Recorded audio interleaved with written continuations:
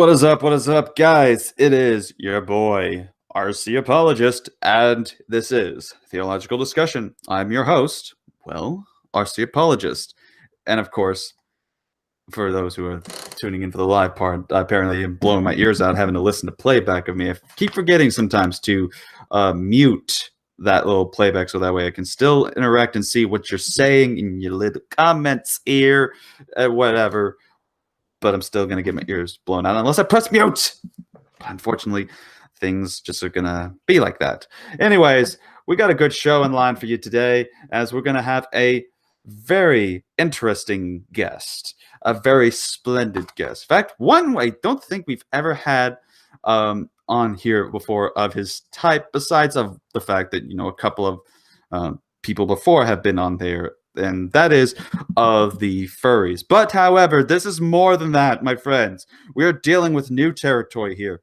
We are dealing with a mix of it in terms of furriness, in terms of the alt-right apparently has been involved in some name that has been mentioned for one group.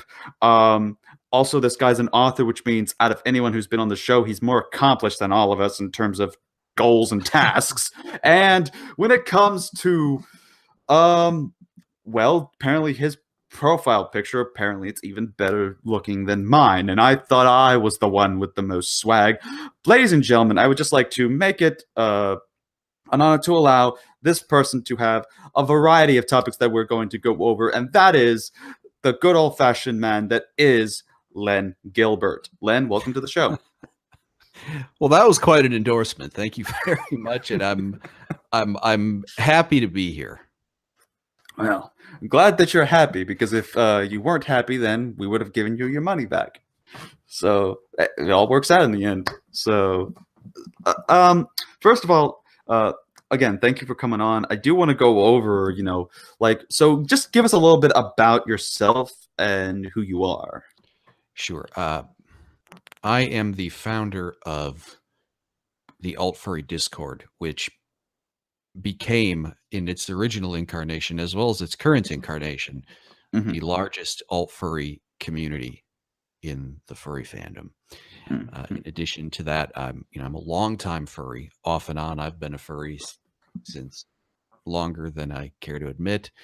And as you mentioned, I am also an author. I penned the book Out of the Ruins, which is it's a furry it's a furry fantasy novel, which includes characters and real people from the Wehrmacht, which is the German armed forces during the Second World War, and they would appear in a furry fantasy world. And so I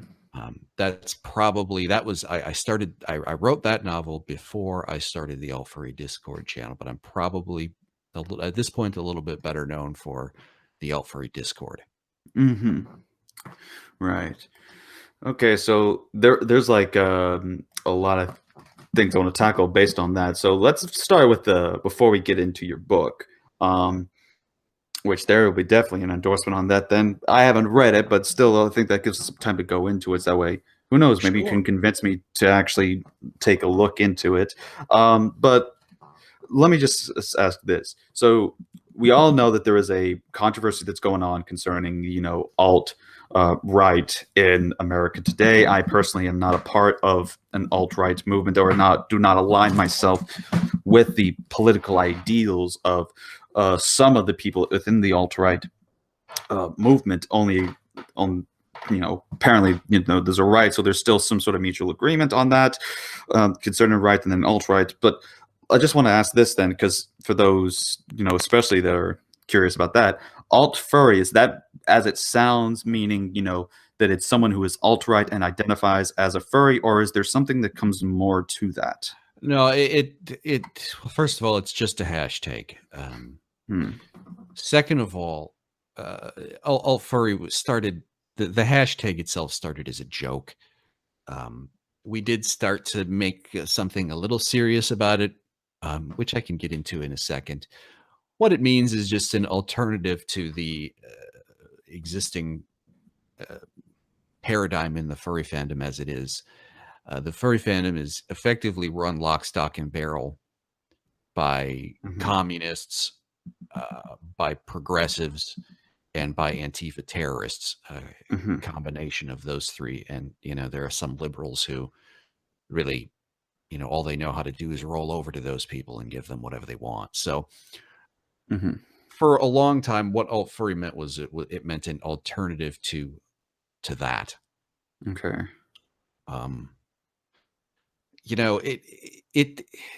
I'd be remiss not to mention there is no alt furry Discord anymore, because we were pulled from Discord because Discord, the Trust and Safety Commission, much to our immense misfortune, is run by a social justice warrior who's also a furry, who goes by the name of Sam Vogel, otherwise known as All the Foxes. No, I'm not doxing anybody. He put his name out there, so I have the right to put it here.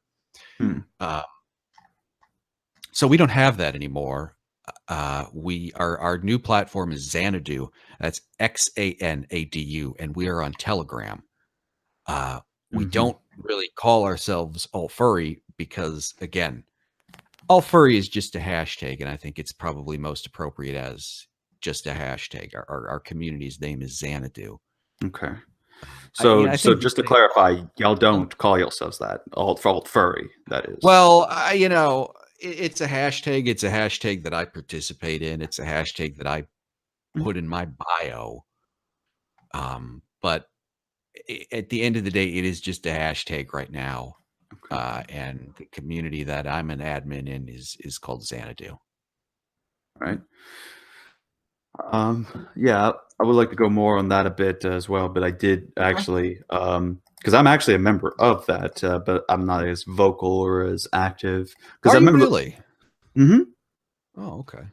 Yeah, I'm just that one awkward Christian that's in the corner that's kind of afraid to mingle because of social anxiety, I guess, if you like to, if that could be a good descriptive term of it. Yeah, so I do want to talk about the book that you mentioned, because I was, like I do with some of them, though you, not so much, because it was the difficulties to get, and plus this was sort of a last minute that we got the chance to make this thing happen, that I only had so little time to do the research, but I did what I could. And I do also remember a while back of seeing you on Cothrix's channel, yes, going over some stuff. And I noticed that one thing when I did my research was the book that you wrote, and you called it, as you said right now, Out of the Ruins. That's right. But another thing that I found is that with this, there was also another title called The Third Reich. That's right. And was that the same book, or was that just a different? Yeah, it's the same story with the same characters. It's basically a rewrite of that novel. I took out the adult scenes. The Third Reich was the first book I ever wrote, and I, as any writer worth his salt can tell you, as he writes, he refines himself. And so I have kind of refined myself as an author over the few years I've been doing this. And I looked back at the previous novel, and I said, I could write this a lot better, based on feedback from customers and based on my own personal growth as an author. So I pulled it off the shelves, I rewrote it, and I republished it as Out of the Ruins. All right. I appreciate that. So let me ask you this. So let's go over that. What is the book? Because of course, from what I gather, it's taking place in World War II, which would explain the characters. But as far as I'm correct, it's something happens. He must have smoked too much of the mushrooms, and he ended up seeing furries. Like what happens that causes there to be furries involved in the story of World War? The premise of the novel is a Wehrmacht soldier on the Eastern Front who is about to be killed, and he finds himself instead of being killed awakening in another world. Hmm. And it's his job basically. He doesn't know anything about this world, and he wants to at first find his way home. And it's really a boy to man story, as he explores this new world, and kind of learns a lot about himself too, and about the cause that he served. And he meets other people along the way. I don't want to give out any spoilers, but Right. Save it for the people that want to look into it and get the full action and story and suspense of it. yeah, Yeah. Understandable. the story ends with him still in that world.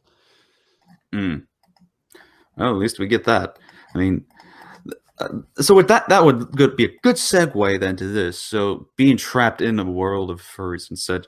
Okay, so I've always wanted to do a segment where we had someone come on and introduce and tell us what the heck this is. So because I've been able to be communicating myself with the furries, and I've had my fair share of run-ins with them, even to the point of getting on what is now called an alt furry block list, even though Is that I'm right? You're on the alt furry block list. yeah, yeah. And it all got started because I defended when what's his name? Cody, a guy who's Foxler's boyfriend. I defended him when his Twitter got suspended because of the self-defense statement that he made that people viewed as a open, aggressive threat against people at random. So I made a statement defending that, and all of a sudden they were trying to just take it back to Foxler and do all this, and I just simply examined all that. But besides that, I do want to allow something to be introduced to some who are probably watching, because I see a few people that are definitely curious. I see we have Tulip Doctrines of Grace is watching, as well as Religious Fanboy. What exactly is the furry fandom? Since at this moment you are their representative, so be careful of what you say, because at this point the media is bound to get you in for an inside joke. Of all those who are familiar with this, Pulpit and Pen is definitely going to take some notes. Okay. The furry fandom is people who take an interest to anything anthropomorphic, and it can range from casual interest to a creative interest to putting on fursuits and going to furry conventions and going to fur meets and stuff. It is quite a vibrant subculture.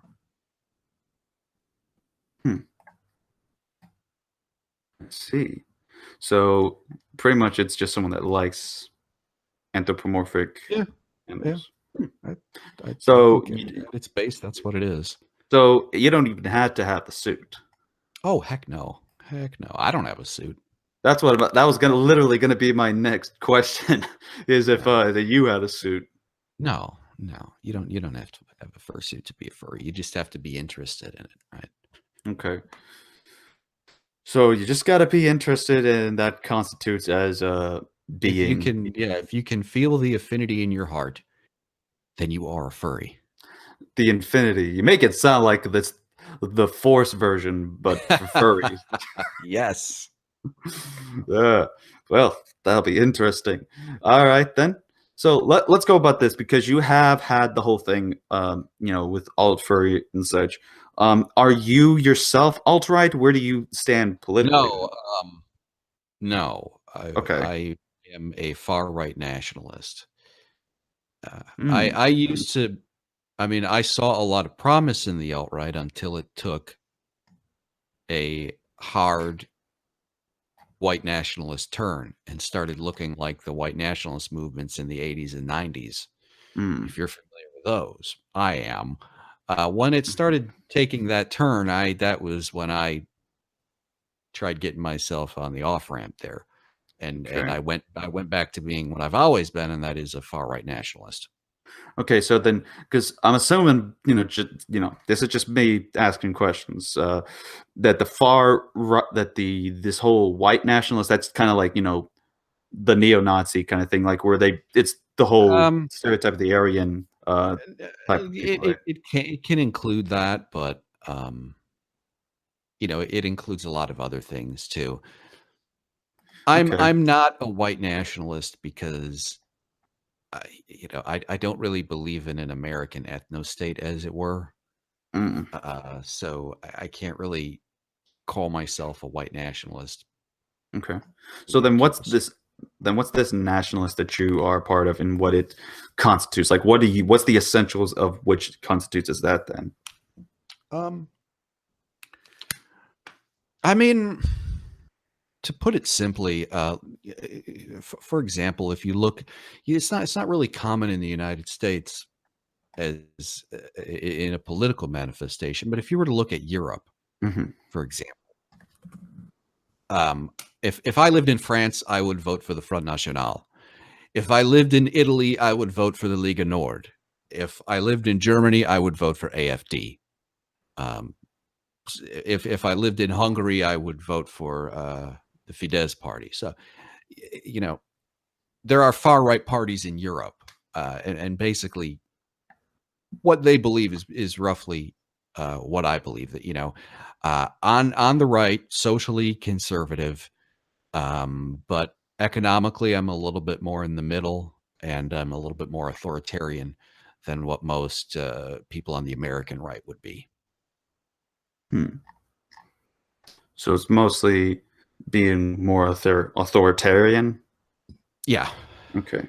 more authoritarian, and economically, I'm more towards the middle than what most people in the American right would be. So, like for example, most people on the American right don't believe in universal health insurance.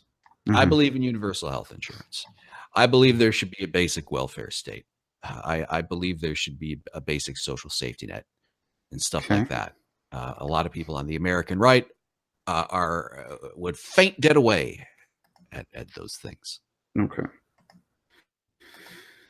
All right. So then I guess also to point out, I know there's definitely going to be some people who might be watching this or whoever will try to use this because I know you are a very controversial figure.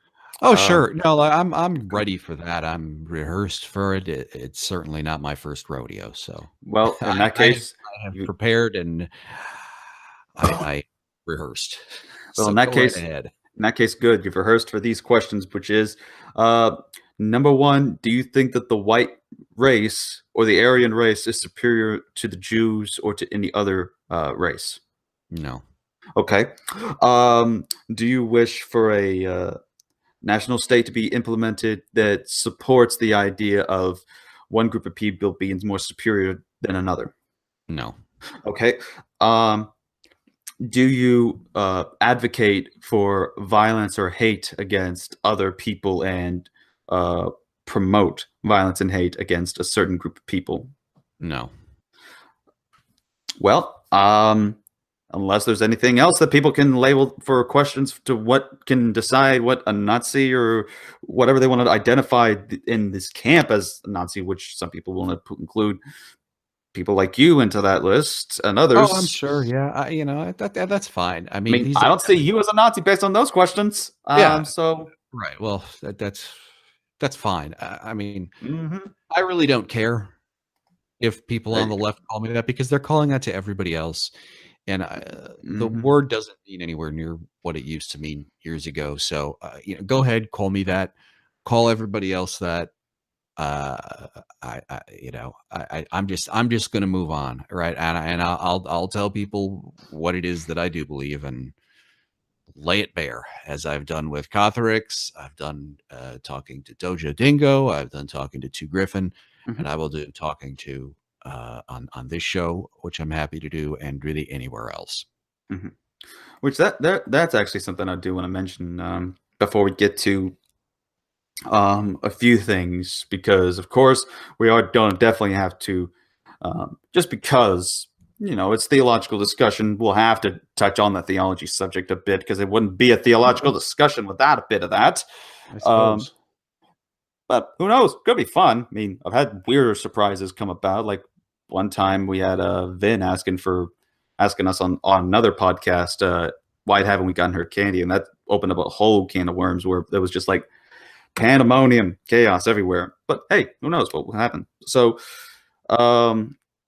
with you and Cothrix, I know that Cothrix is definitely a little more to the left, and such. So, like when that interaction happened, I didn't get to see the full thing, but even afterwards, I mean, y'all still on good terms? Y'all still friends? Sure. Oh yeah. No, that was, in my opinion.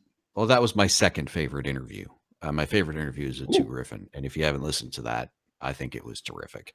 That was the thing. I was actually listening to the Two Griffin one a bit on the way here. Yeah, Cothrix was a close second. He does a terrific YouTube show. I consider him a friend, and I was just so grateful that he gave me a chance to come on. Well, I'm glad that was able to happen. I mean, because you seem so far like a nice guy, a very decent individual. Well, I am a nice guy. I am a nice, decent person.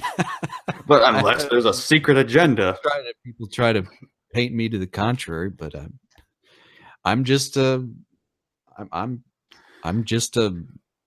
weird guy with Asperger's from Wisconsin. You know, that's what I am. Hey, fellow Asperger's right here. Yeah, there you go. All right. So we got Asperger's. We have nice voices. Very radio. Do you like anime? Yeah, I do. Good. That we have so much in common. It's almost like we should be married at this point. Before people start shipping that in live chat, let's go ahead and head over to this question, because while this could actually tie in a bit to the politics for that matter, I do want to ask this. So let's talk theology. Let's talk religion here for a second. Because here's the thing. Like, and this is actually what was so interesting when I started doing research into the alt-right movement, is that the first video I saw was the Prager University video by it. And the one thing I noticed in it that also got criticism was that it was saying that its origin and its motivating factor, besides many other political factors, was that it was a branch of atheism. Like it mentioned, what was it? Tommy Robertson, I believe, was mentioned, and then another guy, that they were atheists and they had a militant form that was involved. I don't buy that. I don't buy that right. at all. Right. So that's why I wouldn't necessarily accept that, because I do see that there are some people who are in the alt-right that do have like Catholic, Protestant, and even other different religious backgrounds. Yeah, so a whole bunch. So that's why it's not safe for me to just simply assume things. So that's why I want to ask, even in your case, that for you, what is your religious beliefs? Are you religious at all? So I wouldn't say that I am. I believe in God. I mean, I worship God, and I worship the gods of my ancestors. That's what I bow down to every night before I go to bed. So some people would call me a pagan, and if they did, I wouldn't argue with them. Okay. So when you identify as a pagan, like, because I do actually know one pagan friend of mine named Ocean. Yes, he is named after a body of seas. What? So like, you say like, yeah, the god that of your ancestors and such, and like, is there a specific god that you? Well, you're getting a little personal there, but I'll just say the pre-Christian Germanic deities. Pre-Christian. Yeah. So the Germanic types. Yes. Yeah. All right. I'll have to start doing more looking, because I'm familiar with like the whole Zeus and all that kind of stuff. But that's not me. Right. It's more they say Odin and Thor and whatnot. Mm. I believe in God. I Right. believe in the Almighty. I don't know whether there's not really a specific. That's the thing about what they call paganism. It's not there's Mhm. not a specific doctrine to it. It's just Right. it's the spirituality of one's ancestors and ancestor worship, and it's generally polytheistic in nature. And I am Mhm. certain to all of those things. But there's Right. no doctrine to it. There's no Mhm. doctrine. There's no organization to it. So Right. it is. I believe in God Almighty, and Mhm. I don't think it's I don't think it's really against paganism to believe that, because I think Right. paganism is a pretty malleable set of beliefs. Right? Mhm. It's a pretty malleable spirituality. Yeah. Yeah, that's why I always have to ask, especially in that particular case, because I know how, even from what I've learned from Ocean, that he's described that it's a very sort of diverse, that there's different levels and there's no set core doctrine, like, or even sacred texts and such, Right. that there could be a variety in which it goes about. So that's why I feel I have to ask sometimes to make sure that, because the one thing I don't like doing is misrepresenting certain people's positions or views. So that's why I always make just sure to ask questions. That way, I represent what people are believing accurately in conversations and don't relay uh, something uh, back wrongly. Because I've had that been done to me several times in conversations concerning Sure. my Sure. particular one. But I also noticed earlier, I mean, here, just let me know if I'm crossing a line in terms of certain questions to go towards. I don't think That you're not crossing a line. I am constantly aware that there are people basically stalking me. They're constantly listening to every word that I say. Mhm. Sometimes they will take audio and chop it up to make it say things that I didn't say, or Mm, they will take things and go on a tangent. And so I very, you have to understand that I very carefully pick my words. Um, yeah. and that's just the way it has to be, unfortunately.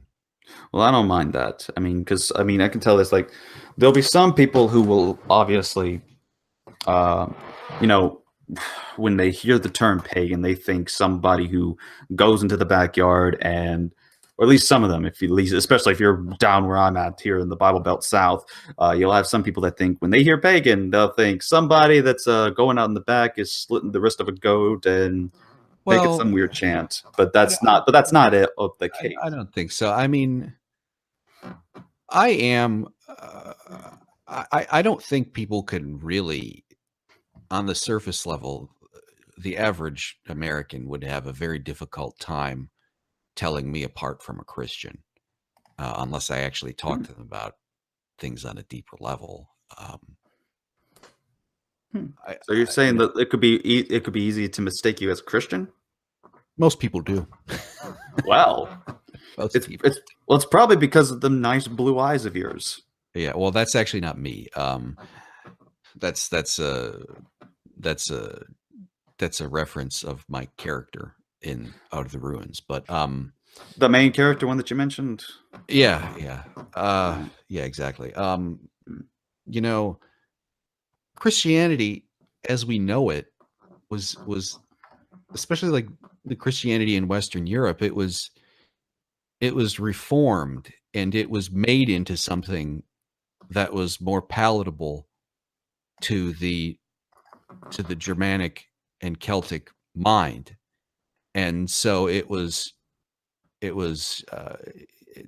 Western European Christianity was in a lot of ways infused with that ancient pre-Christian paganism.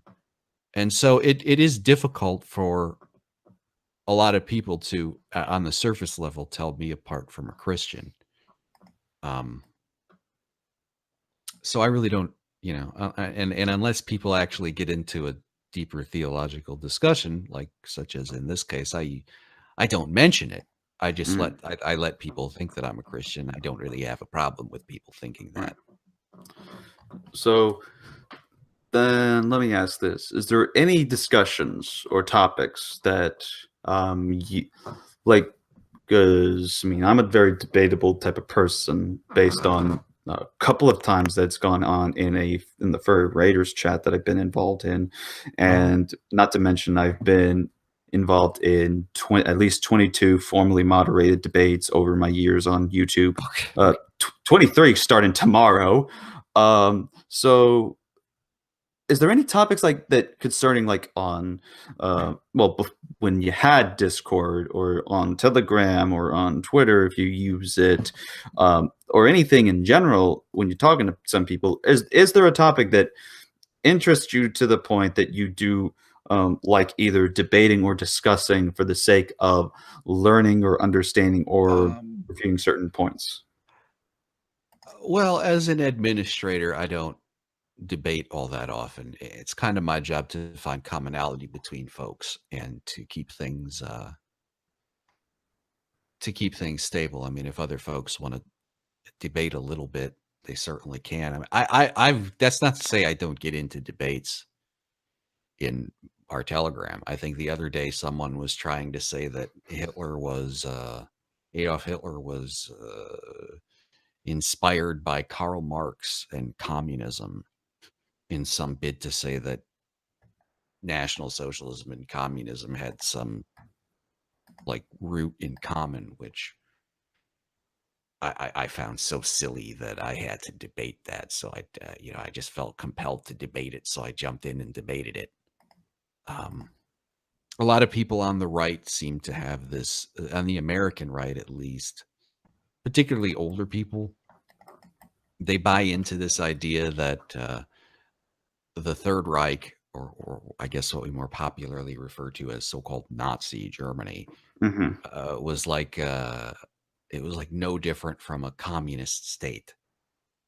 Which, not that I'm endorsing the Third Reich or anything, but it's just such a silly, historically ignorant thing to say that it just every time I hear it, it's like nails on the blackboard, and so I oftentimes feel compelled to try and set the record straight in that regard. So, yeah, I mean, I'm not against debating stuff, but at the same time, I'm also an administrator, so I don't want people to get the idea that because they disagree with me on some particular thing that they're going against the official canon of Xanadu, which is just it's kind of silly. I understand that. I mean, like with how you're saying when some people want to say that Nazi Germany was basically like similar to communist state. Yeah. You would want to kind of correct that. Yes. Yes. There's actually a similar thing going on in what we call for our community we're calling the Great Debate community where we're at, and with that there's been a topic concerning, because you're always going to have, especially for in an atheist versus Christian discussion, some people want to point out in mentioning, well, didn't you know that the great dictators were atheists? The one name that gets mentioned in there as the atheist is Adolf Hitler. That he was an atheist, but I've corrected my fellow Christians on that because from my research, I found that he was the leader of a movement known as positive Christianity. Are you familiar with that? I am. Yeah, exactly. See, even other people are aware of this, but when I tell them about it, sometimes they're like, "What?" But I've looked into the stuff, and turns out that Hitler was promoting this form of Christianity known as positive Christianity that was basically yeah. If you want an atheist leader, if you want an atheist system, again, look, in the Third Reich, people built churches. Okay. In the Soviet Union, they destroyed all the churches. So that should tell you everything that you need to know about what the Third Reich was about in regards to religion. Yes, the government of the Third Reich did butt heads with the Catholic Church. There's no doubt about that. And you know, maybe a lot of the leaders despised the church.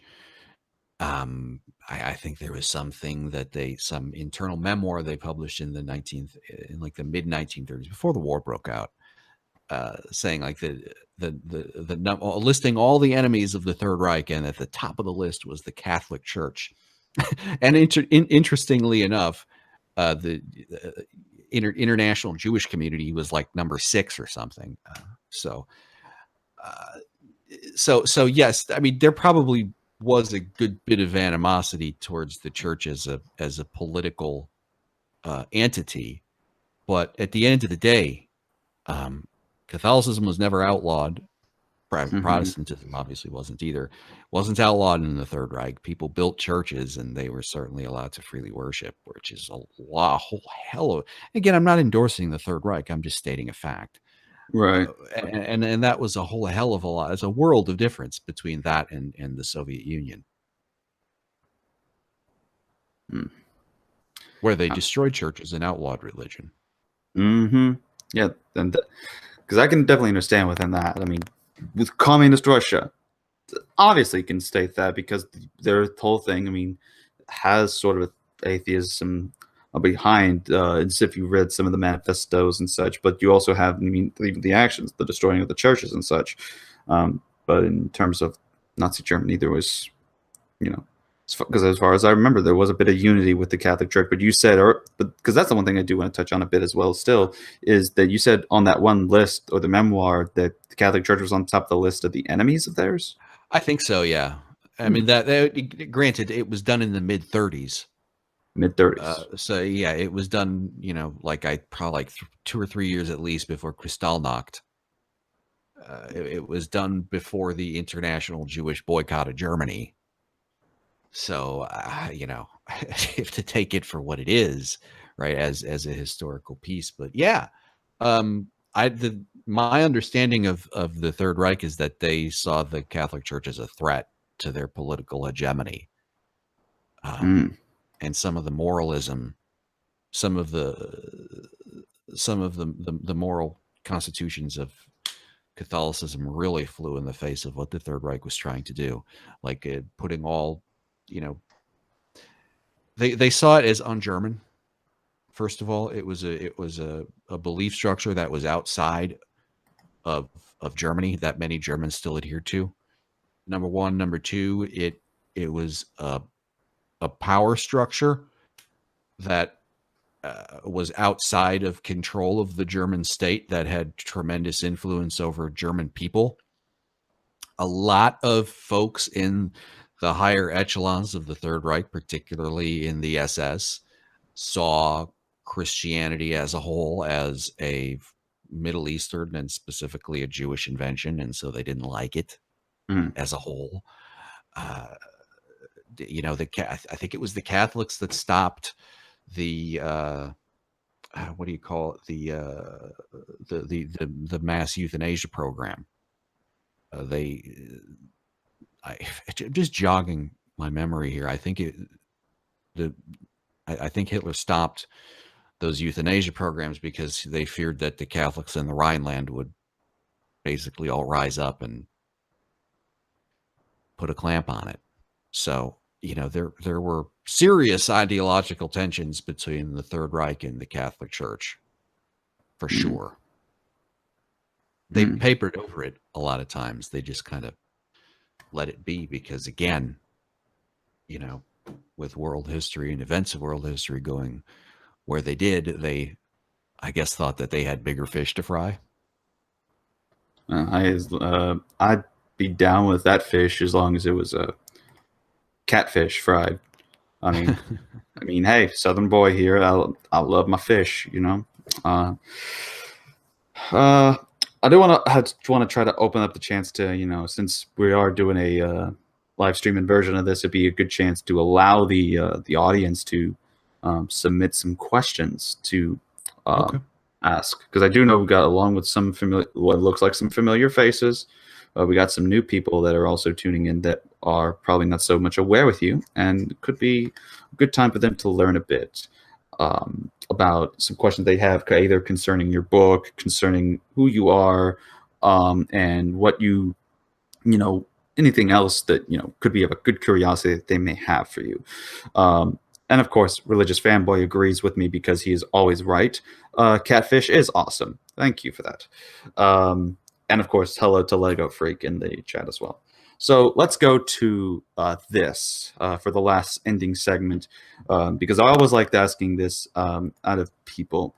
And this is just a few things to help play around with and have a discussion on, and that is this.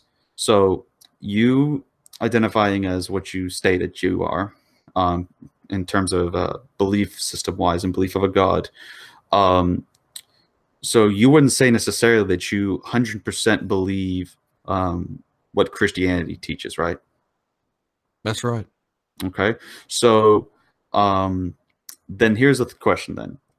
What is it that's stopping you from believing in Christianity? Like, what's the one thing that when it offers itself to you, what's the one problem that you see with it or have with it? And if there was a way to resolve it, how would that be? I'm afraid there's not a way to resolve it. I'm not a Christian because I don't believe that Jesus is the Messiah. I'm not a Christian because I don't think that Jesus was really the Son of God. You know, like I said, I worship two things. I worship God Almighty and the gods of my ancestors. And I don't really think, I mean, I do have something in common with Christians, in that Christians at their root worship Jehovah. And I worship God. I happen to think there's a difference between those two. I happen to believe that those two deities are not one and the same, which makes it pretty tough for me to, with the straight face, say that I'm a Christian. Right. So the main, it's just to make sure I understand, the main issue is of him, you have a problem with him, you know, believing that he is the Messiah and the Son of God. Maybe Jesus is the Messiah. Maybe Jehovah or Yahweh or whatever you'd like to call him. Maybe Jehovah or Yahweh did send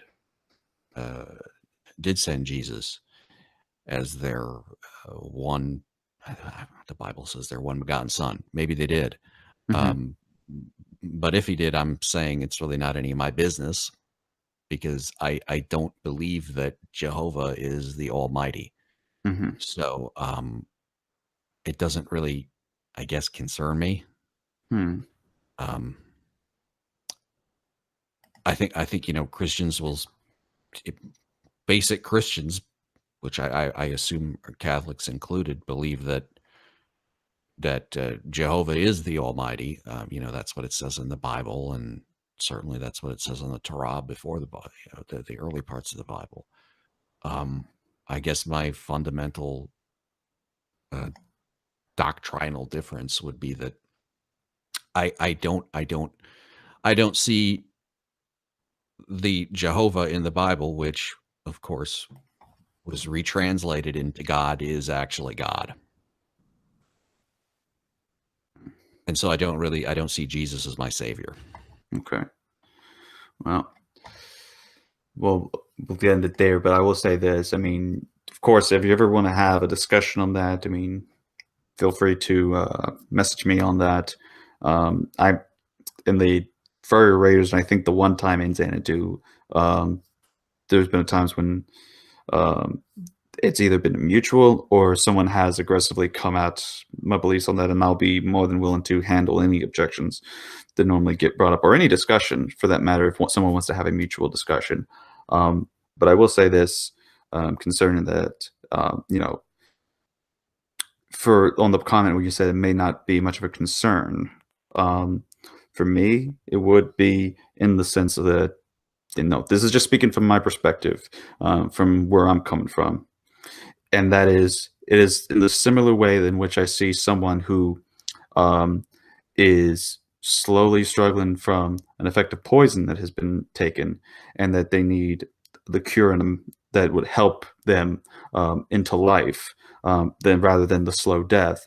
And that same way that the struggle that we have already from sin being the problem, then we need Christ, and put our faith and trust, because whoever puts his faith and trust in him shall be saved and have eternal life. So I just want to understand where I'm coming from on that. But again, we can discuss that if you want some later time. I'm not going to try to push or shove this on you at the moment. I mean, like I said, so far we've been having a nice conversation, and I think we've had a good bit of conversation so far in the theological matters. And I think so far, I mean, trust me, I'm not going to be bothered if you're a pagan. I mean, I've got a pagan friend already that I've got all kinds of crazy. I got people that are in crazy beliefs that are much more insane than paganism. So if I can handle some guy who claimed that he was the only true prophet alive, and that he could communicate with God through the sound waves relayed from water and a guitar, I'm sure I can handle somebody like you. And plus, you're an author. Again, you're more talented than a good bit of people that I know, including myself, especially more than me. I mean, look at me. I have literally no talent whatsoever. The only thing that's keeping me alive is my voice, and even then, I get complaints from my neighbors and the mobile home guy that owns the park. So what do you know? It is what it is. But yes, do want to thank you for so far with the conversation that we've had. Definitely wouldn't mind having you on again at some point in the future if need be. I'd be happy to come on. All right. And I would be happy to have you as well. Doesn't mean we're getting engaged, though. Wait, did I say something? Okay, let's go ahead and head on to the people that are in the live chat. I've said that y'all can have a chance to submit some questions in. So y'all make sure to keep doing that, because so far when you only have 2, y'all have a chance to keep on bringing in more questions.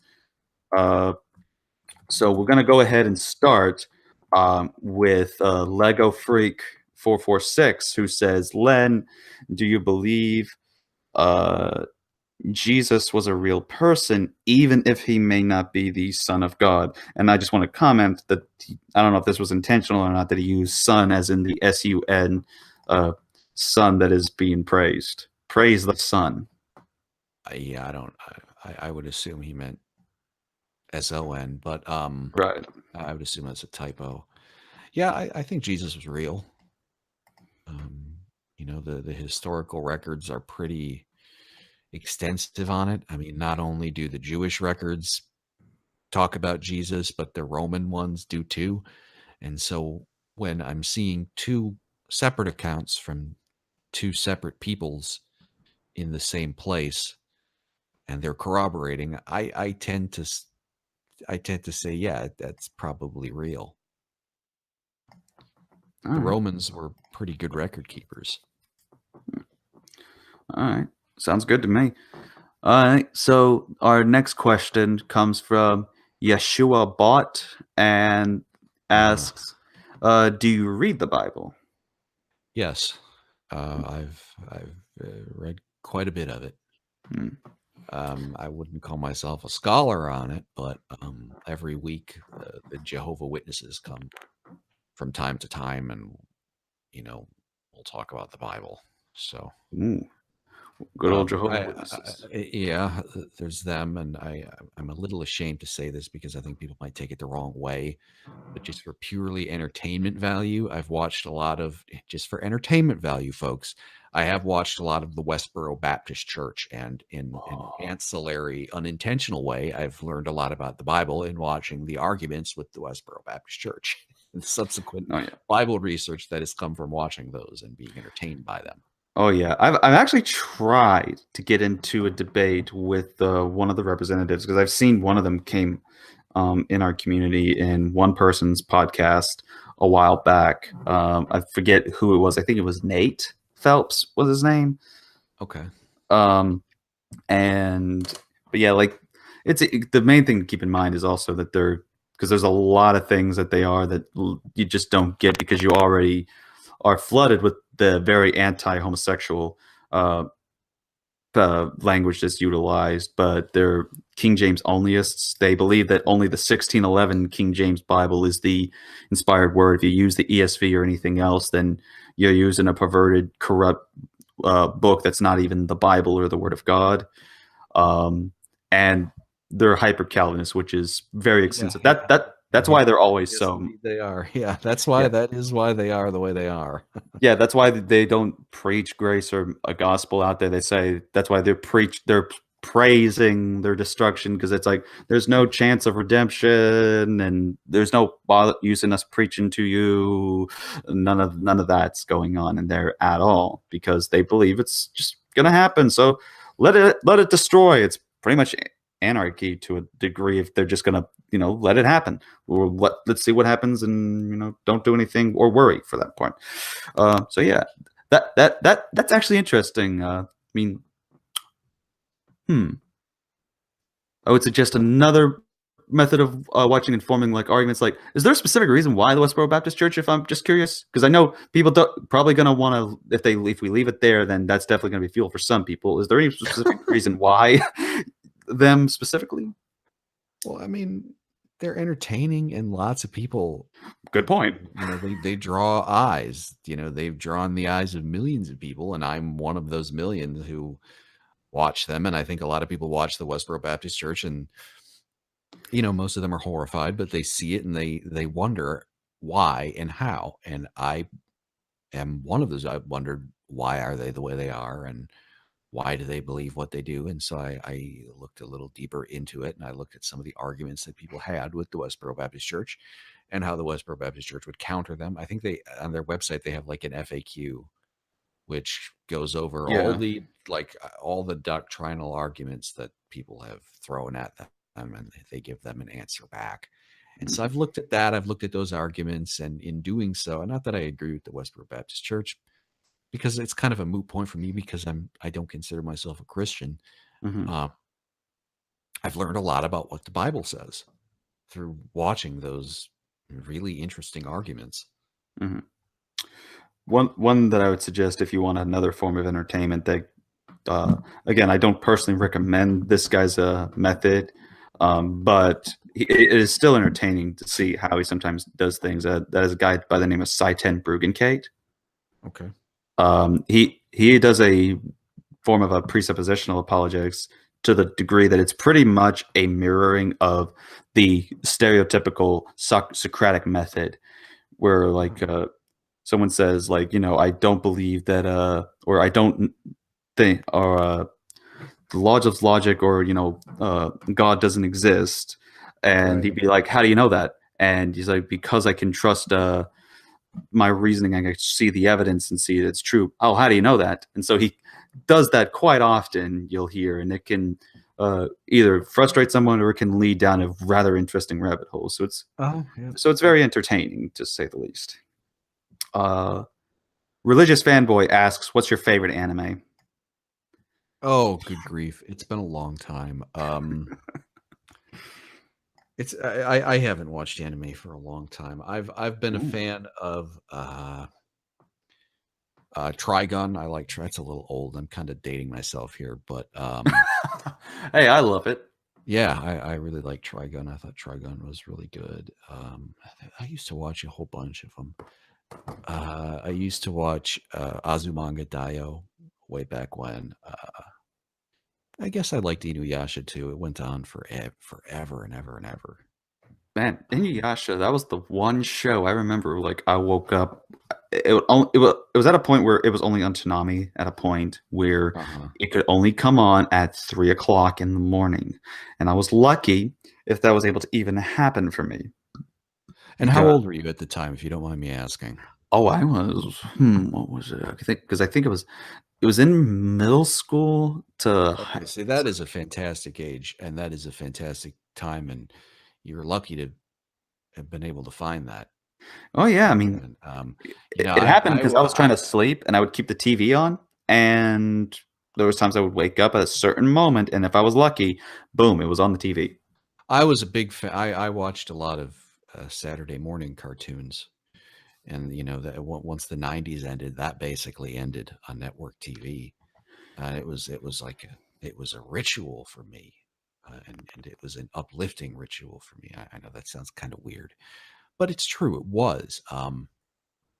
I mean, you were fortunate to be able to see that kind of, because I think a lot of the anime was a lot more uplifting than the American cartoons of that time. And there came to be a point where American cartoons really took on a very base quality. But I mean, stuff like Inuyasha, man, if I could have grown up watching Inuyasha, I would have been. I mean, and I still enjoyed it. I watched it as an adult and I enjoyed it. But boy, if I could have watched it in my formative years, that really would have been something.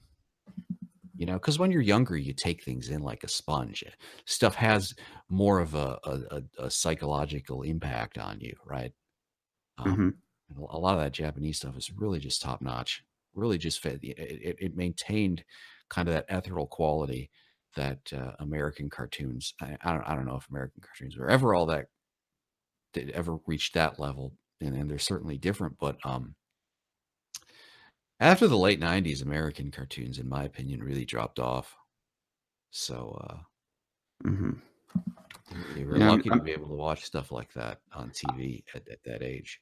I'm just glad I didn't get a chance to see the other shows that were in the early periods at that time. I mean, like Berserk and uh, Devilman, for example, because Mm. I saw them about last year, I and was a big fan. I tell you what, I was a big fan. My favorite cartoon growing up was the Sonic the Hedgehog cartoon, the one that showed up on Saturday morning, of course. yep.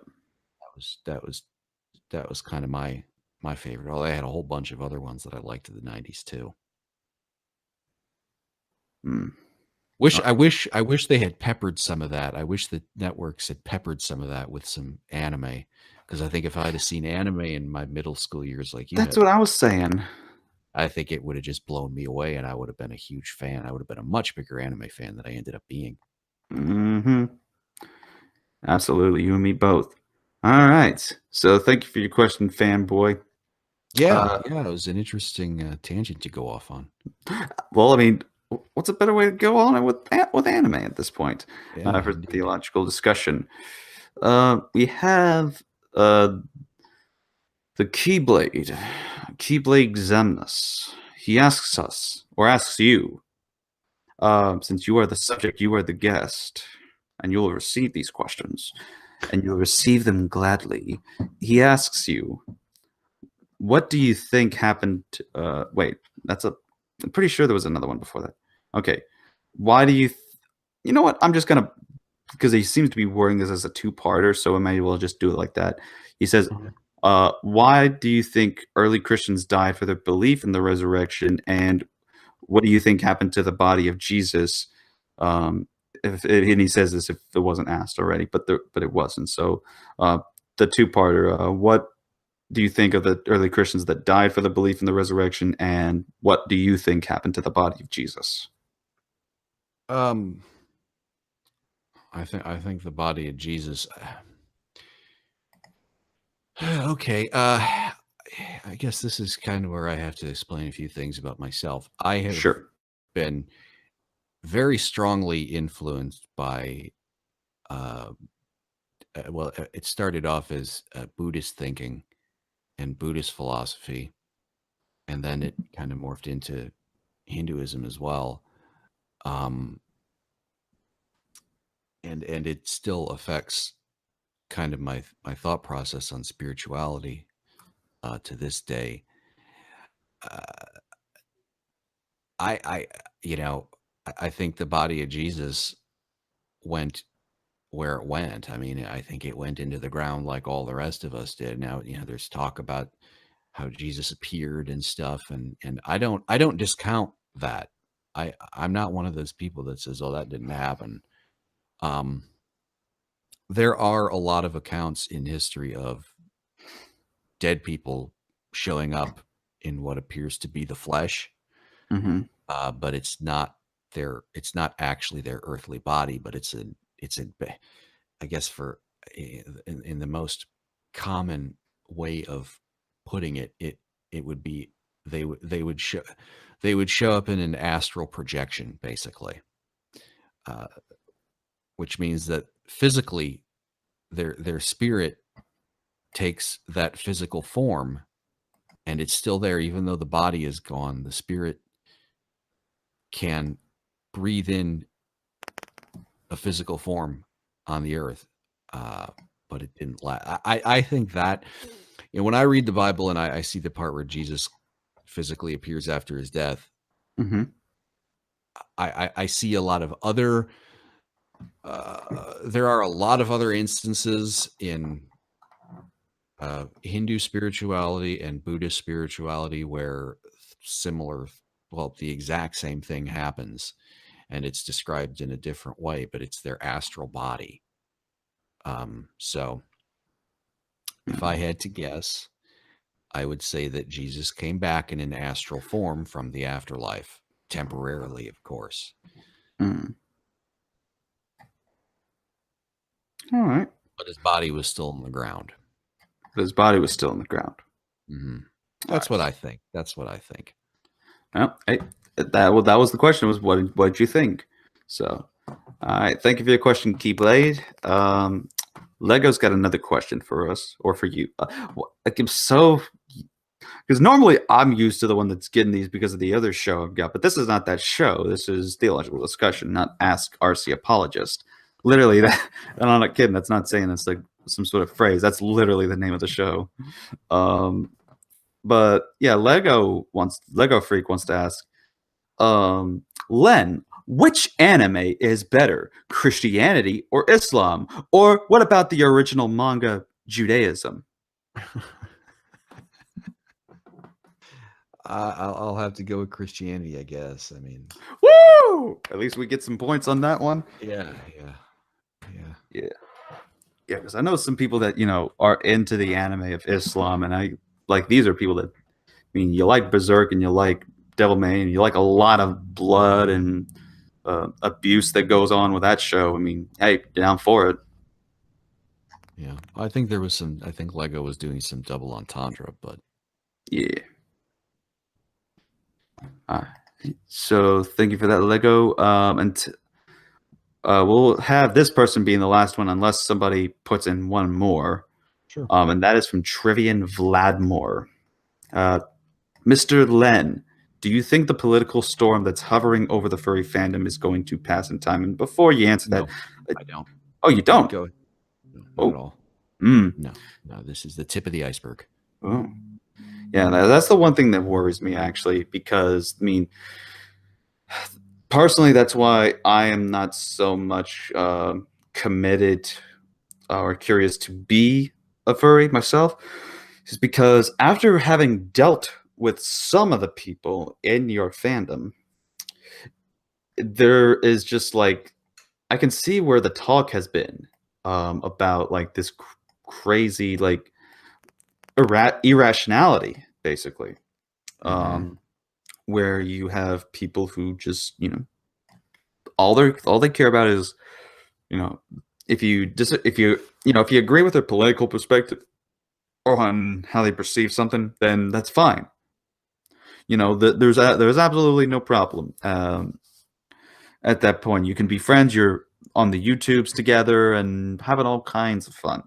But if they find out there's a disagreement on something, then you're cast into, you're cast into the dark as such, and a review as a leper. And that's where, what I think kind of happened with Dojo Dingo is that, it wasn't necessarily made known until, a while back. And I think around the time that started happening is when I started befriending him a bit more. And I don't even know how that happened, where we kind of met up in that, where I heard of him. But I've seen that he is one of the popular furries. I mean, he even being in the presence of the great Majira Strawberry, for those who are familiar with that with the furry fandom in that regards, he's been able to be in the room with all these popular people and such. They don't view him as a leper, but yet there's some people that do, and it's just wow. mean, even if you have, who else? I mean, besides Majira, you had what? Frankie, Noshain, all these other people that are able to interact with this guy. And I'm not sure he's not the only one. I'm pretty sure there were other people before then as well that were able to communicate. But because now some people just want to, make a drama out of this, that even talking about certain things or even expressing certain opinions gets you put on a block list, when all I did to get on that list, mind you, was simply ask, okay, give me evidence that Foxler is a Nazi. Just give me evidence. And all I got was like a few gifs of eye rolls from that show, The Office. I don't know why there's such a fascination with that show for gifs to be used as a response to that, but I digress to the point that now, okay, all I've asked is questions. Blocklist. And in fact, it started when are you familiar with Chip Fox? Yeah. That was who I was talking to right before I got on the list. And you know what happened? Well, Chip Fox is a doxer. Chip Fox is a piece of shit. Well, what happened is, I was talking to him. I said in a tweet, because that's how we were going, because apparently he was trying to ask me some questions, and I was going to the DM, the private message, to say, okay, because we were getting into the religion topic of it, and that's why I was I was able to be perfectly fine. I would say I'll grant this. I'll grant that. Sure, let's say Foxler is a Nazi. Let's say he said some hateful things and that he's, said some racist or done some terrible things. Put that as let's just focus on this. If he did do those things, I still, on the other hand, would still want to talk to him and pursue conversation, because to me, I don't discriminate or push people away because of my gospel-centered thinking, in which I want to befriend people to, be friends for one. Second, then to deliver a message of love, grace, and compassion, and still also practice and carry it out. He somehow thinks that was not the case, and was mentioning Bible verses and saying, well, I've been to Bible college, and I don't think that you're getting that right. So like, well, let me direct message you, because this is obviously for this taking way too long for me to explain it in 280 characters. And he said, okay. I took so much time and patience, mind you, on my break of work, that I eventually had like 3-4 paragraphs of information ready to send him so that he could read it. But by the time I'm about to type in the last 3 words, I see you cannot send direct message to him. And I'm like, what? I then look, he's blocked me. Then I look, other people have blocked me. Wait, what? Then I look and I hear this block list. I can't access the block list, so somebody else does it for me. And I found out I am on the alt furry block list because I was in the middle of a conversation with Chip Fox. So, yeah, well, arguing with Chip Fox is a great way to get on that block list. Huh.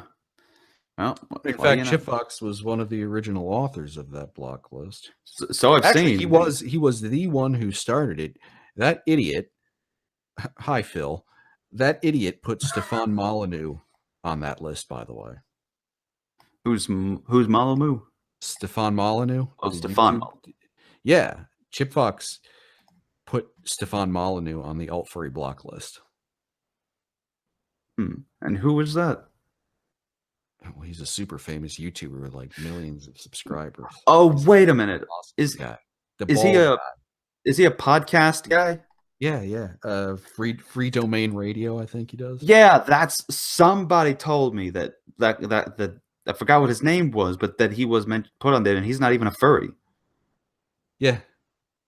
Yeah, I mean, like, yep.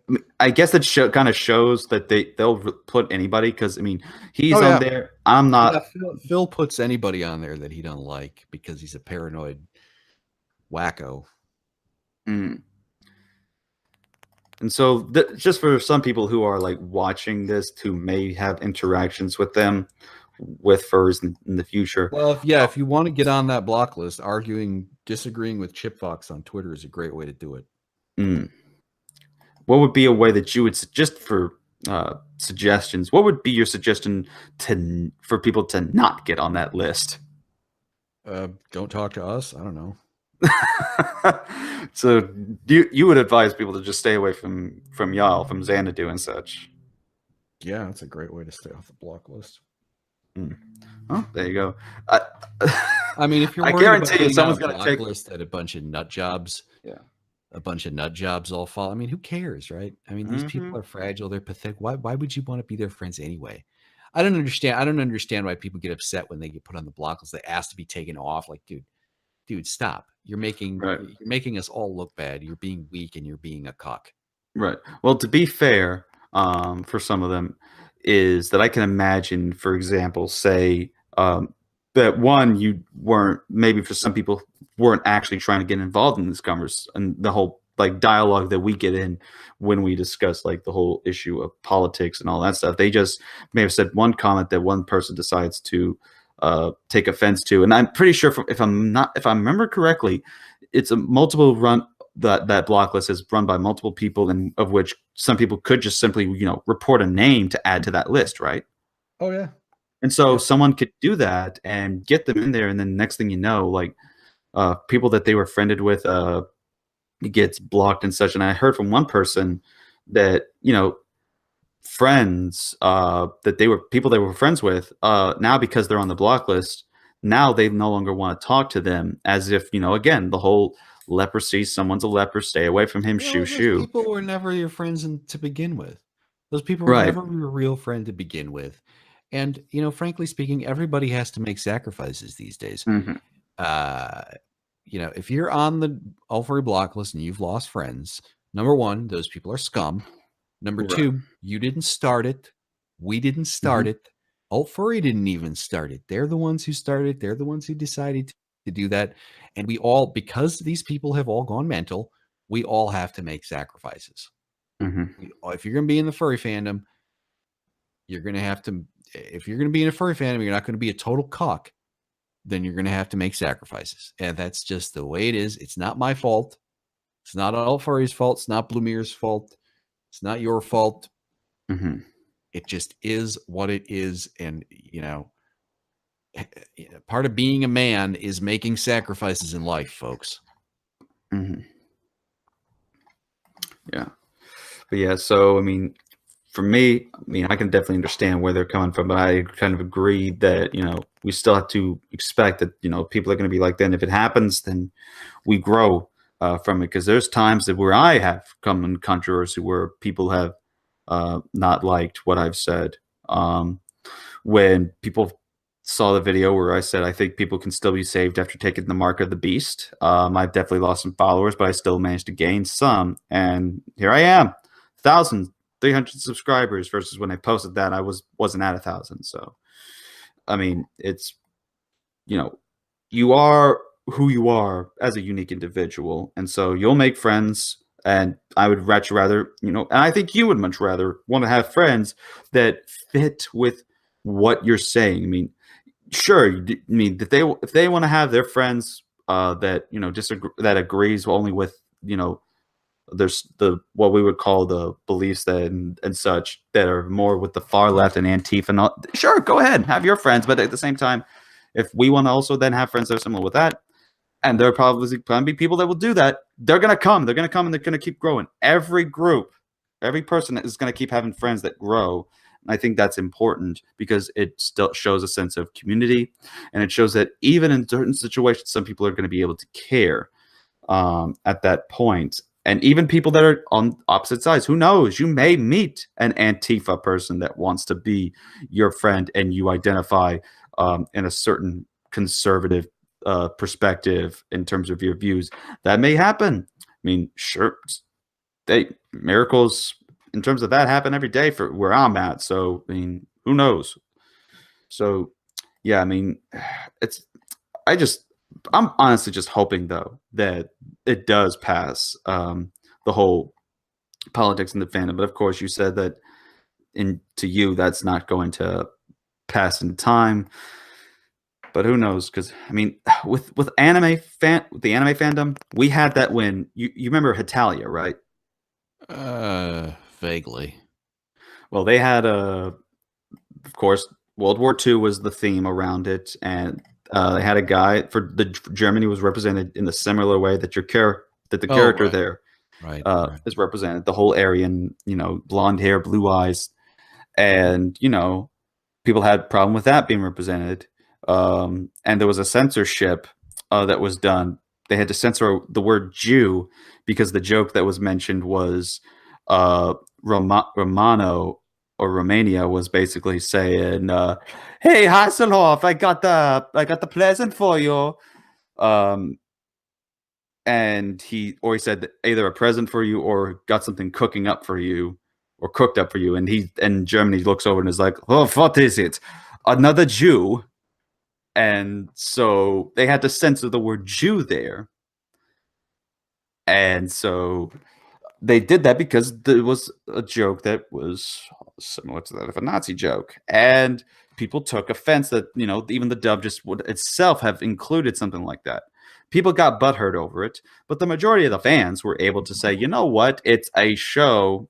And as long as to them, they got to see Germany having or appearing as if he was getting paired up with Italy for that fan service yaoi. You know what I'm talking about if you've been around the anime fandom quite a bit. That not a lot of people are going to complain, and so that's when that immediately got shut down. Okay. And it got to the point that you can now wear.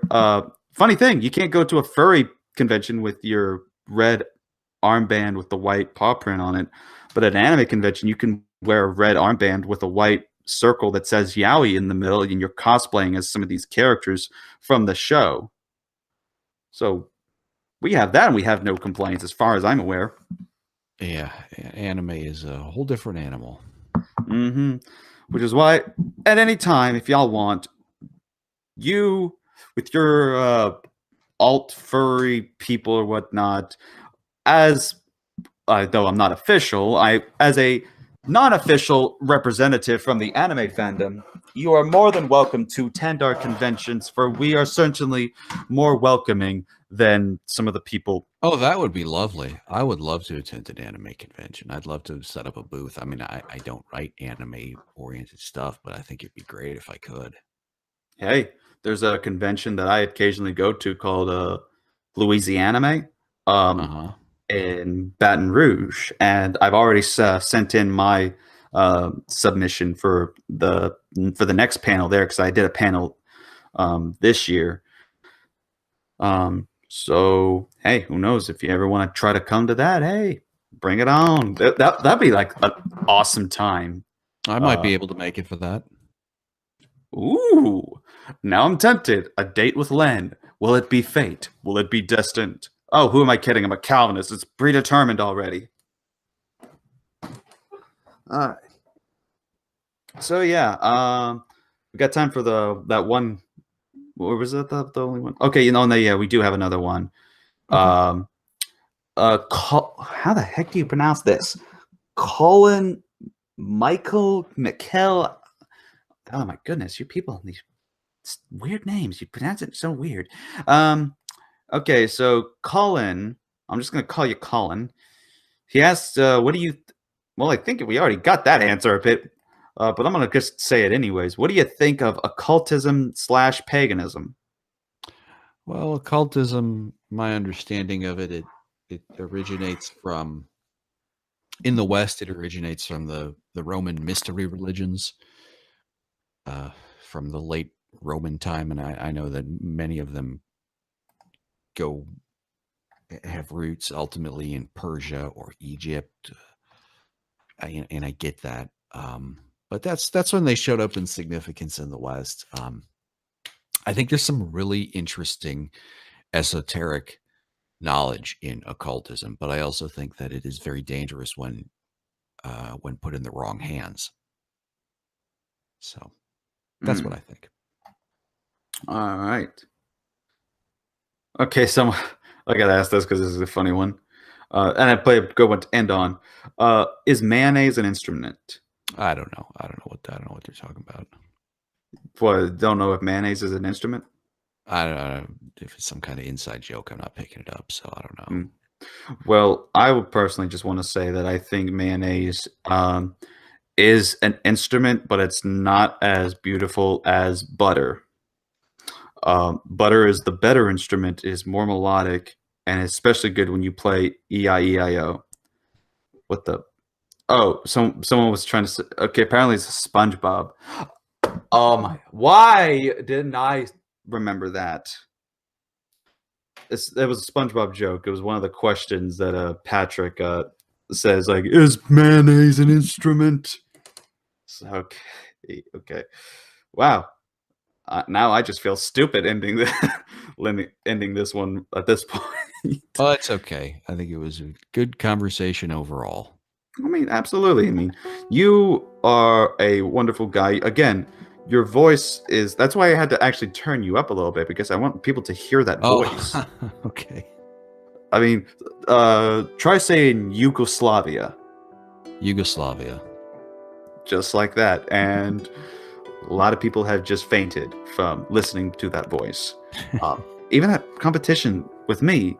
So now I know this.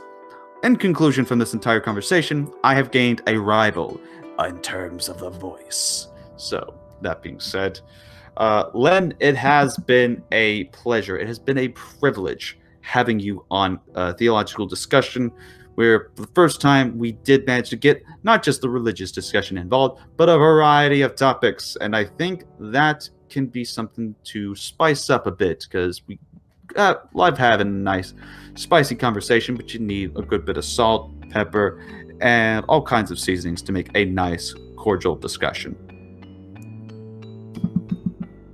So, thank you for coming on, my friendo. Well, thank you. It's been an honor. And for all those who have tuned in, thank you for tuning in to this episode of Theological Discussion. And with that said, I will hope to see y'all next time. So until then, this has been RC Apologist. Take care.